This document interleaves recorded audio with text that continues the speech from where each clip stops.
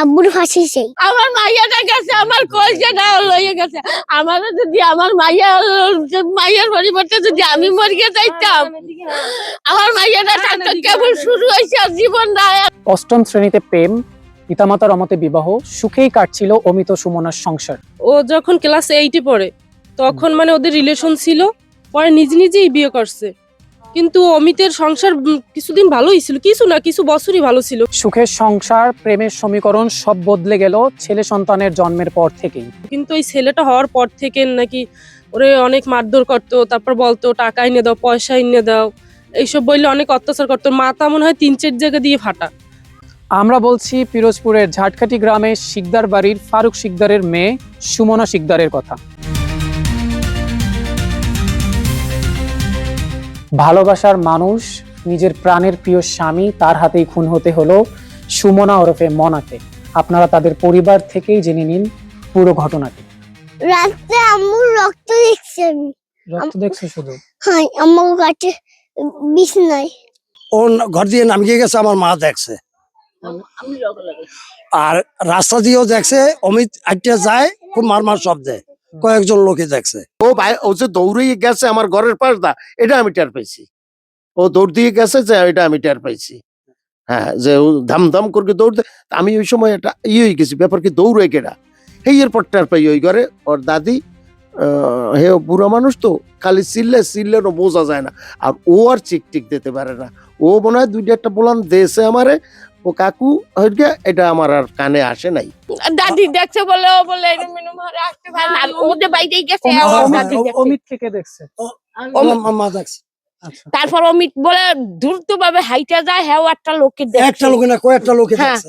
ব্যাপার কি ওইভাবে যায়। আর ওদের পিছনে পলানো হেলে তো আমি যাইতাম না।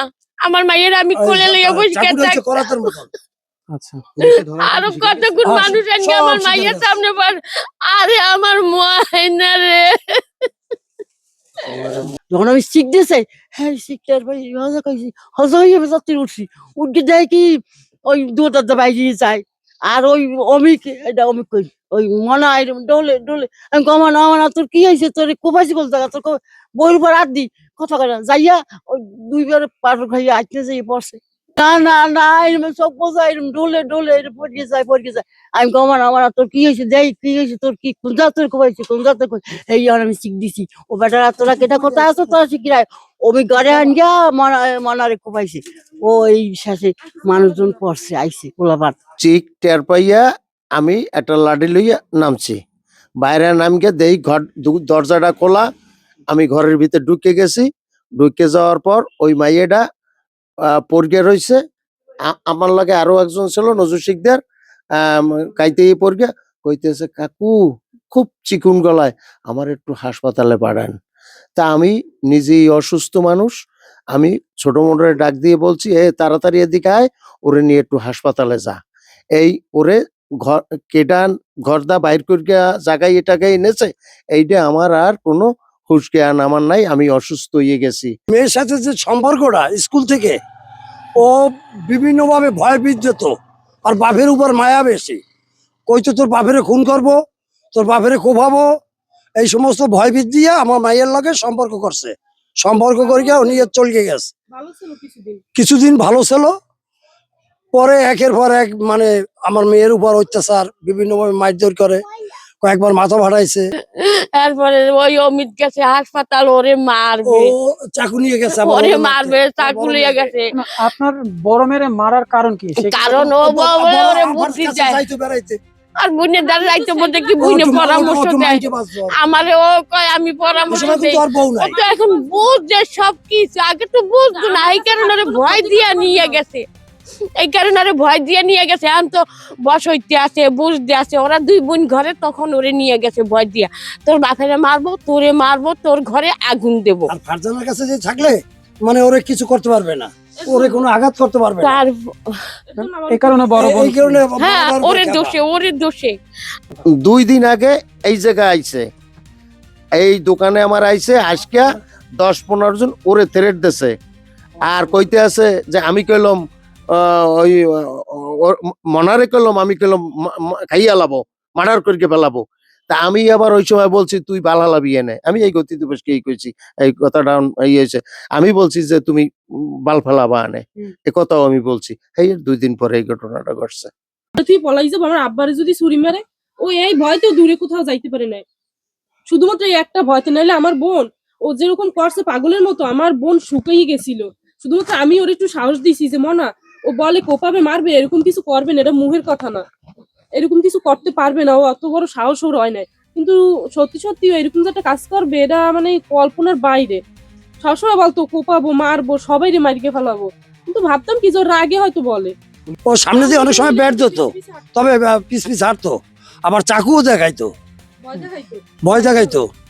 মানে ওনার কি কোনো মানসিক সমস্যা আছে নাকি এমনিতেই এভাবে ও ও রাগ কমে যাস খুব লোক।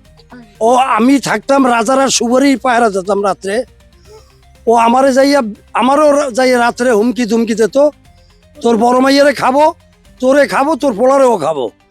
তা আমি আবার মনারে লগালগ ফোন দিতাম, মনা এই অমিতাজকে ইয়ে কয় কাপ আপনি ভয় পাইয়েন না, ও ওইরকম। ও যেদিন আমার যে হুমকি ধুমকি দিত, ওই দিন রাত্রে আমার মানে মশার ভিতরে ঢুকতামই না ভয়তে। 1 বোতল পানি আমি ঠান্ডার ভিতরে খাইয়া লাই যেতাম, আমার দেহর ভিতরে শুকাই যেত। ও যেদিন আমার দ্বারা যাইতো, নাম ধরকে যে আমার ডাকতো, হ্যাঁ ফারুক ভাইরা, তোরও খাবো, তোর বড় মেয়েরে খাবো, তোর পোলারে খাবো। এই ছিল আর একটা গান। হসপিটালে গেছে একটা ছুরি নিয়ে, এই যে পিছনে খাস কাটা ছুরি। আমি হাঁটতেছি, হঠাৎ করে আমার পিছনে 2টা ছেলে এসে বলতেছে কি যে আপু ওই একটা ছেলে ওই পিছন দিয়ে উকি দেয় আর মানুষ দেখলে পলাই যায়। যখন এই কথা বলছে তখন আর মাথা আসছে যে এইরকম কাজ কে করতে পারে, অমিত ছাড়া, অমিতই করছে মনে হয়।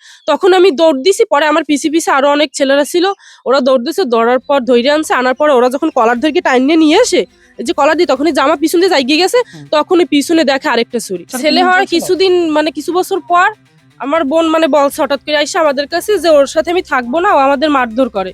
পরে এই নিয়ে অনেক সালিশি ব্যবস্থা হয়েছে। পরে অমিত বলতেছে আপনাদের পাও ধরছি, একটাবার আমাদের চান্স দেন। পরে আমরাও বলছি ঠিক আছে, তোমার এই একবার চান্স দিলাম, তুমি আমার বোনের গায়ে হাত দিতে পারবে না, ভালোভাবে সংসার করবা। তো আমার বোন আমরা মিলেই দিয়েছি, আমাদের উপরে খুব রাগ হয়েছিল আমার বোনের। পরে ও এইখানে এসে ছিল ঘরজামাই কিছুদিন, ওই অমিতের মনা 3 বছর আমার বাবার বাসায় ছিল ঘরজামাই হিসেবে। তো হঠাৎ করে ঢাকা চলে গেছে, ওইখানে বসে নাকি মারধর করছে। মারধর করার পর ওর একটা মানে জেদে এসে গেছে যে না ওর সাথে আমি থাকবো না, ওরা আমি ডিভোর্স দেবো। মানে আমার বোন আমাদেরও কিছু জানায় না যে আমি ওরে ডিভোর্স দেবো, কারণ আমরা বাধা দিতে পারি, আগের বার বাধা দিছি, মিলেই দিছি। এর জন্য ও নিজে নিজে একা আইসা ওরে ডিভোর্স দেয়। ডিভোর্স দিয়েছে এই কথাটাও শুন না, ও আইসা এই হুমকি শুরু করছে, মানে আমারে মারবে, আমার বাবারে মারবে, ভাইরে মারবে, এইটা বলে মানে আমার বোন শুকাই গেছিল ওর টেনশনে। তো এইটা নিয়ে যখন ও হুমকি দিত কিছুদিন মানে আমার কাছে ছিল, মানে আমার একটু অমিতে পরে একটু সম্মান করতো, যেহেতু আমি ওর বড় বোন, একটু ভয় পেইতো। এর জন্য ওরে কিছু একটু ক্ষতি করতে পারতো না আর কি। কিন্তু যখন আমরা টাউনে বেরোইতাম, কিভাবে যেন খবর পাইতো বলতে পারি না, ও এমনি সামনে এসে আইসা ছুরি নিয়ে, মানে ছোট ছুরি ওইগুলো ছুরি নিয়ে এইভাবে করতো, পিছনে ঢুকাইতো। তা আমি বলতাম কি মনা তুই ভয় পেয়েছি না। ও আবার মন আবার আমার কথা একটু শুনতো ভালো, আমি একটু সাহস দেওয়ার চেষ্টা করতাম ওরে সবসময়। তো আমার বাসায় নিয়ে কিছুদিন রাখছি, রাখার পর ওই দিন হঠাৎ করেই ওরে ঘরের ভিতর ঢুকে কোপাই গেছে। এই যে এত থানায় সালিশি হলো, মাথা ফাটালো, এরপরেও কি মানে তার আসা যাওয়া ছিল আপনাদের বাড়িতে? না না, আমার বাড়িতে আসা যাওয়া ছিল না, তবে রাস্তাঘাটে আসতো, ওই যে সামনে রাস্তা, ওই রাস্তায় আইয়া তার ছেলেরা ডাক দিত। আমার আব্বু আমাকেও মারতে আইছিল, আমার মার জন্য মারে জয়ের পড়ছে, এবার আমারেও মারতে আইছিল। আম্মু একটা বালতি লইয়া আব্বুরা উড়াইয়া মারছে। মানে ছেলে যাবে না বাবার কাছে, মারতে মারতে নিয়ে গেছে। ওরে নাকি রিক্সার তলে না গাড়ির তলেও নাকি ফালাইতে চাইছে, একজনে বলছে যে ও কেমন বাবা ওই ছেলেরে মাইরে ফেলাইতে চায়। ছেলের প্রতি কোনো তেমন একটা টান আছে কিনা আমি বলতে পারি না, ওর কাহিনীই ছিল আমার বোনরে নেবে। আর ও ছেলেও ভালো না, ওর চরিত্র, ওর বুকে, আমার বোনের নাম সুমন, ওর বুকে ওই অমিতের বুকে লেখা অন্য কোনো মেয়ের নাম লিমা। জীবনে মরার আগ পর্যন্ত ওই দাগ থাকবে না, অন্য মেয়ের সাথেও রিলেশন করছে, এইগুলো আমার বোন সব সহ্য করছে। এইখানে ওই মেয়ের সাথে নাকি রাতও কাটাইছে। ওই ছেলেটাই নেশা করে, আয় রোজগার করে না, ওই ঘুরকে ফুরকে খাওয়ার চেষ্টা করে, এই শ্বশুর বাড়ি আজকে খাওয়ার চেষ্টা করে। পাশের ঘরে যেয়ে বসে পান খাইছি, খার মুখেও দিতে পারিনি, অমনি আমার পাশের কথা আমার বলছে আরে গালাগালি দিয়া তোর মাইয়ে দি কোপাইছে। আমি আরেকজনের জুতা লইয়া পাই দিয়ে আমি আজকে মাইয়ে দেই নাই, এদিক দৌড়াই ওদিকে দৌড়াই, ফোন কোথায়, কেউ নাম্বার পাই না, ফোনের টাকা নাই, দরাদরি কইরা ওই পর্যন্ত কয়েকজন এনেছে, নেওয়ার পর এক রিস্কা আইছে, আর আমার ছেলেও আইছে। আসার পর ছেলেও ধরছে পায়ের দিক, আমি ধরছি মাথার দিক। তখন আমার মেয়ের হুঁশ নাই, লইয়া গেছি হাসপাতাল, যাইয়া সিক পাক দিছে ও ডাক্তার, তাড়াতাড়ি আসেন। ছেলে আসে সন্ধ্যা হইলে তারপরে সবাই দরগা, আমি কই ভাই আপনারা ধরেন একটু দরগা, আমার মাইয়াটার ই করেন, 9টা বাজে গেছে। তারপরে দোতলায় নিয়েছে, বেডে শোয়াইয়া নেওয়ার পরে ডাক্তার আসছে। আসার পরে আমি জামা জুমা খুলকে দেই, বুকে এতনিক ফাঁক হইয়া গেছে। ডাক্তার দেখে সেলাই দিয়েছে, কিন্তু ডাক্তারের তো উপরটা দেখছে, ভিতরে তো দেখে নাই। করাতের মতন চুরি ঢুকাইছে। আমার মাইয়ার যখন চুরি ঢুকাইছে, মুখ মনে কম্বল দিয়া আমার মাইয়া শিখ দিতে পারি নাই। আজকে দেই খাদের উপরে শোয়া, তারপর সবাই ধরাধরি করে একটা রিক্সা নিয়ে যাইয়া ডাক্তারে করছে আরেক জায়গায় যাইতে, বেটার ইঞ্জেকশন দিছে, স্যালাইন দিছে। আমার মাইয়ারা স্যালাইন দেওয়া শেষ করতে পারে না। আমি ডাক্তারের মুখের দিক চাইয়া রয়েছি, ওর দিক চাইয়া রয়েছি, ফোন নাম্বার নাই, ফোন নিতে মনে নাই। তখন আমার নার্সেরা কয় আপনাদের এরকম ফোন নাই, ফোন নাম্বার নেই, আপনি কয়টা গাইল দেন। আমি ফোন ধরিকে কয়টা গাইল দিছি আর বাপরে। আমি মনে করছি পায়ের ধারে একটা বডি দেখছি, আমি চিন্তা করছি বডির কোপ টোপ, ওটা তো একটা তেমন কিছু না। এই তারপরে আমি আবার গেছি যে ওই বডিটা চেক করছি, যে বডিটায় কোনো রক্তমাখা টাকা, এই বডিটায় কোনো রক্তমাখা টাকা নাই। না পাওয়ার পর তো হাসপাতালে যাওয়ার পর শুনি যে একটা ছিদ্র বইয়ের উপর। যখন ছিদ্রটা বুঝলাম তো আমি বুঝছি যে কাম তার সারা। এরপর তো রাত্র 10:30 11টার দিক দিয়ে খুলনা যাবে, আমার কাছে 5,000 টাকা চাইছে। আমি কিছু পাঠাই দিয়ে তাড়াতাড়ি দেবো, আর আধা ঘন্টা না 1 ঘন্টা পর জানি মারা গেছে। এই হয়েছে পরিস্থিতি। তারপর ওই ছেলে আবার ওই হাসপাতালে আরেকটা চাকু লইয়া যাইয়া ওর বড় বোনের মারার জন্য ই করছে। এর মধ্যে ওই লোকজন ছিল, ধাবড়াই ওরে ধরিয়া পুলিশের কাছে দিয়ে দিয়েছে, ওই ছুরি টুরি সহ। এই তারপর কি হয়েছে না হয়েছে এইটা আমি আর কিছু জানি না। ছুরি দিয়ে মারছে। বড় ছেলে দিয়ে মারছে? হ্যাঁ, মুখ পাশাই এই জায়গাটা দিয়ে, আর হাত পাশাই। তুমি তখন কইছিলা আমার আম্মুরে যখন মারছে? আমি কখন রাত 12টার সময় ছিলাম হসপিটালে। হসপিটালে ওকে ঘুমছিল তখন নাকি? ঘুমেছিল।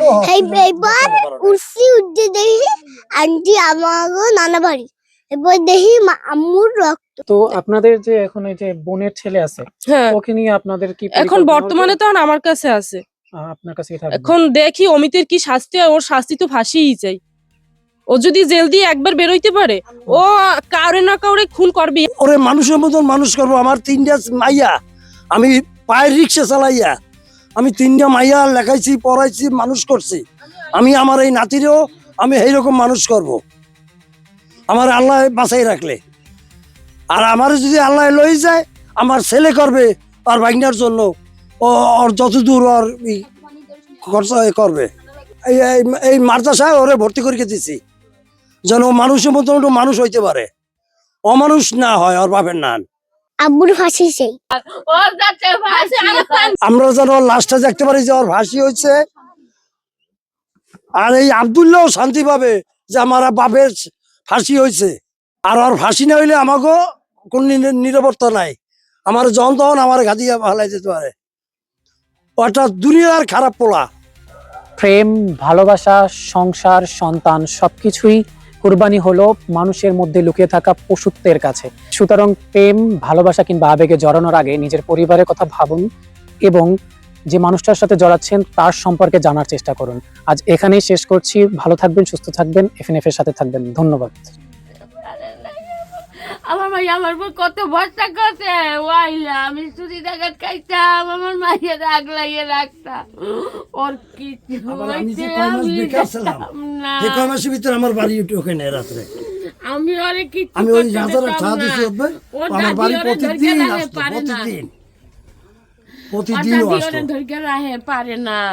কয় ওমলা তোর কি হয়েছে, বুড়া মানুষ দেহে না সহে, কালা একটা জামা, রক্তে দরিস হয়ে গেছে। আরে কপাল, আমার কলজাটা ভেঙে না, আমার তো জীবন আমার ভয় দিলে, আমি একটা বেড়া মানুষ, আমার ভয় দিলে পর আমি রাত্রে আমার সব হারাম হয়ে যেত, আমার খাওয়া, আমার দেহ শুকিয়ে যেত রাত্রে যাই আমার তেরের দিলে। কয় আপনার ফারুক আমি তোরেও খাইয়া লাই দেবো মানুষে তো এইভাবে মুখে কইতো, অনেক ফারুক কিছুই তোরে খাইয়া কয়, লাই দেবো। কাজে কি করে ও যে এইরকম। আমি তোর পোলারে খাবো। ও যে আজরাইল লইয়া আইছে আমার মায়ের ওর যাতে দিনে ফাঁসি আমি হয়। করতে পারি নাই। এই যে আমার মনে তুই আমার সয়ের সামনে যেন লাইগা দেখতে খায়। পারিস যেন একটু ফাঁসি হয়। ডুলে ডুলে সব বোঝা আমার অত কি হয়েছে ওই দেখি বাইরে যায় হিসেবে দেখি ওই একখান দুয়ারে এরকম বুঝাই গিয়ে আর কত বড় উঁচা লম্বা আমার মাইয়া, ওরে ছবিটা একটু দাও।